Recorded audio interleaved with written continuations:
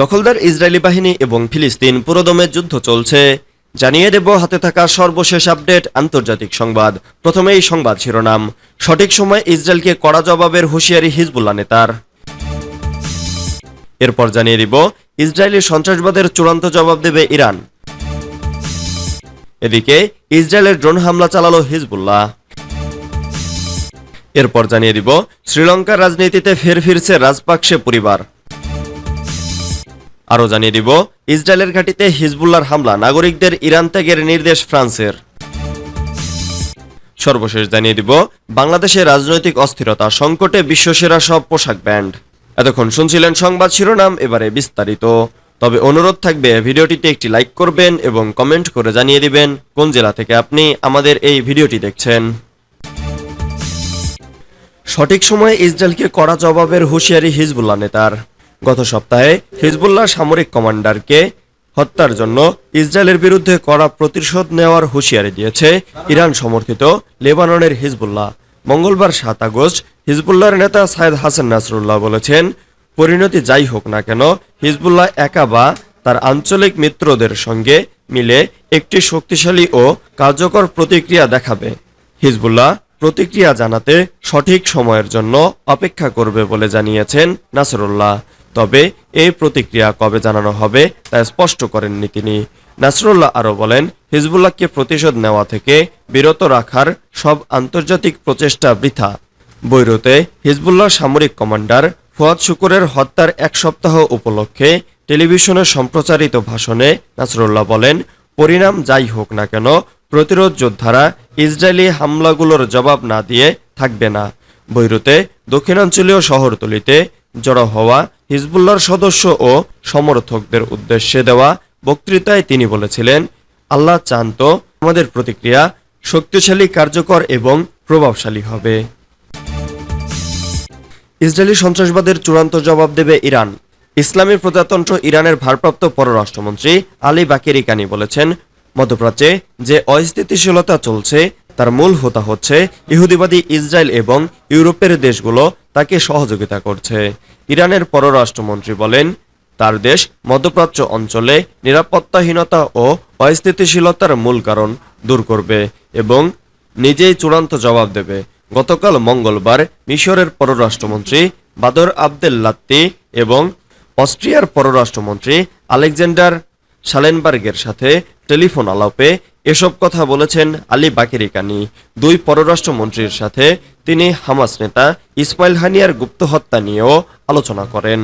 মিশরের পররাষ্ট্রমন্ত্রীর সাথে ফোনালাপে আলী বাকেরি কানি ইহুদিবাদী ইসরায়েলের সন্ত্রাসী তৎপরতার পরিণতি এবং ইসলামী সহযোগিতা সংস্থা বা ওআইসির বৈঠকের সম্ভাব্য নিয়ে আলোচনা করেন। হামাস নেতা ইসমাইল হানিয়াকে ইহুদিবাদী ইসরায়েল শহীদ করার পর ইরান এই বৈঠক ডাকার আহ্বান জানিয়েছেন। ইসরায়েলের ড্রোন হামলা চালালো হিজবুল্লাহ। লেবাননের সশস্ত্র গোষ্ঠী হিজবুল্লাহ ইসরায়েলের উত্তরাঞ্চলে একটি সিরিজ ড্রোন ও রকেট হামলা চালিয়েছে। মঙ্গলবার ৬ আগস্ট এই হামলা চালানোর দাবি করে গোষ্ঠীটি বলেছে, শীর্ষ কমান্ডারকে হত্যা করার প্রতিশোধ এখনও নেওয়া হয়নি, আরও হামলা হবে। ব্রিটিশ সংবাদ সংস্থা রয়টার্স এই খবর জানিয়েছে। হিজবুল্লাহ বলেছে, তারা আক্রে শহরের কাছে দুটি সামরিক স্থাপনায় হামলায় এক ঝাঁক ড্রোন পাঠিয়েছে এবং অন্য একটি স্থানে একটি ইসরায়েলি সামরিক যানও হামলার লক্ষ্য করেছে। ইসরায়েলি সামরিক বাহিনী জানিয়েছে, বেশ কিছু শত্রু ড্রোন লেবানন থেকে এগিয়ে আসছে বলে শনাক্ত এবং একটি ড্রোন ধ্বংস করা হয়েছে। ইসরায়েলি চিকিৎসা কর্মকর্তারা জানিয়েছেন, ৭ জনকে নাহারিয়া শহরের দক্ষিণে হাসপাতালে ভর্তি করা হয়েছে। তাদের একজনের অবস্থা গুরুতর। ইসরায়েলি সামরিক বাহিনী বলেছে, প্রাথমিক তদন্তে দেখা গেছে যে আঘাতগুলো একটি ইন্টারসেপ্টরের কারণে হয়েছে যা লক্ষ্যভ্রষ্ট হয়ে মাটিতে পড়ে গেছে এবং কয়েকজন বেসামরিককে আহত করেছে। এ ঘটনার পর্যালোচনা এখনো চলমান। শ্রীলঙ্কার রাজনীতিতে ফের ফিরছে রাজাপাকসে পরিবার।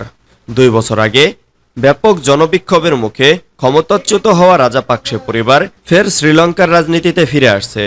সামনের প্রেসিডেন্ট নির্বাচনে দেশটির বৃহত্তম রাজনৈতিক দল শ্রীলঙ্কা পদুজানা পেরোমানার প্রার্থী হচ্ছেন নামাল রাজপাকসে। 38 বছর বয়সী নামাল দেশটির ক্ষমতাচ্যুত প্রধানমন্ত্রী মাহিন্দা রাজপাকসের ছেলে। মাহিন্দা এক সময় শ্রীলঙ্কার প্রেসিডেন্টও ছিলেন। দীর্ঘ এক যুগেরও বেশি সময় শ্রীলঙ্কার রাজনীতিতে আধিপত্য করছে রাজপাকসে পরিবার। চলতি শতকের শুরুর দিকে দেশটির তামিল বিদ্রোহীদের সামনে নেতৃত্ব দেওয়ার সুবাদেই শ্রীলঙ্কার রাজনীতিতে এই পরিবারের আধিপত্য সৃষ্টি হয়। 2019 সালের নির্বাচনে এসএলপিপির জয়ের পর দেশটির প্রেসিডেন্ট হন গোতাবায়া রাজপাকসে এবং প্রধানমন্ত্রী হন তার বড় ভাই মাহিন্দা রাজপাকসে। তাদের আরও দুই ভাই মন্ত্রিসভায় ছিলেন। ইসরায়েলের ঘাঁটিতে হিজবুল্লাহর হামলা, নাগরিকদের ইরান ত্যাগের নির্দেশ ফ্রান্সের। লেবাননের সশস্ত্র গোষ্ঠী হিজবুল্লাহ দাবি করেছে তারা ইসরায়েলি সামরিক ঘাঁটি আলমারেজে ক্ষেপণাস্ত্র হামলা চালিয়েছে এবং এটা সরাসরি আঘাত এনেছে। লেবাননের রাজনৈতিক দল ও প্যারামিলিটারি গ্রুপটি টেলিগ্রামে এ তথ্য জানিয়েছে। হিজবুল্লাহর নেতা হাসান নাসরুল্লাহ মঙ্গলবার বৈরুতে ইসরায়েলের হামলায় সিনিয়র সামরিক নেতা ফুয়াদ শুকুর নিহত হওয়ার প্রতিশোধ হিসেবে বড় ধরনের সামরিক প্রতিক্রিয়া জানানোর ঘোষণা দিয়েছেন।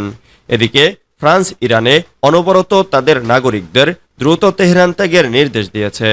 দেশটির পররাষ্ট্র মন্ত্রণালয় জানিয়েছে অঞ্চলে সামরিক উত্তেজনা বৃদ্ধির কারণে তাদের নাগরিকদের ইরান ত্যাগ করা উচিত।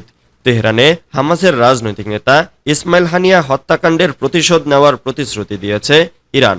এটা আঞ্চলিক সংঘর্ষের আশঙ্কা বাড়িয়েছে।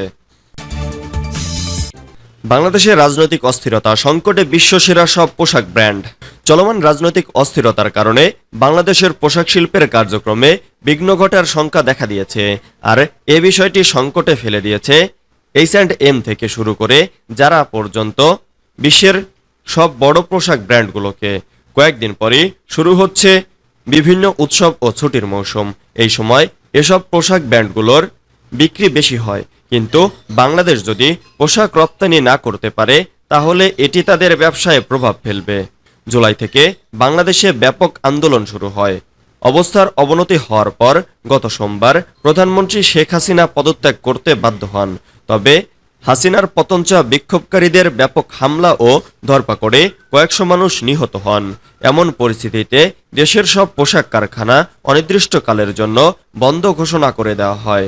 বাংলাদেশের পোশাক উৎপাদন ও রপ্তানিকারক অ্যাসোসিয়েশনের তথ্য অনুযায়ী পণ্য রপ্তানি করে বাংলাদেশ যে পরিমাণ বৈদেশিক অর্থ আয় করে তার 83% তৈরি পোশাক শিল্প থেকে আসে। গত বছর চীন ও ইউরোপীয় ইউনিয়নের পর বিশ্বের